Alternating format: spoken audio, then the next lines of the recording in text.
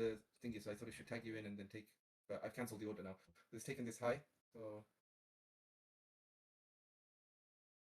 yeah, it's one of those days. I'm not sure. I know Pro was looking for a buy here. I'm in a trade already, bro. He said to me it's inverted the. He said to me it's inverted the 5-minute. I'm already in that buy from that 5-minute. I'm seeing already $915. You're already in. I told you the 5-minute inversion. You didn't take it. You didn't even mark it. I didn't. I mentioned where market should come and where it should go.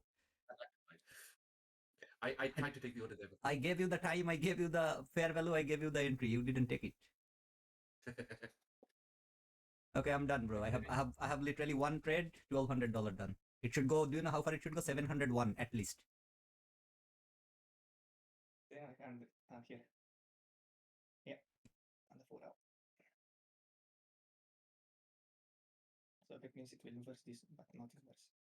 It's coming out of the 4 hours breakaway gap. It's taking the low of the day Asia session. It should go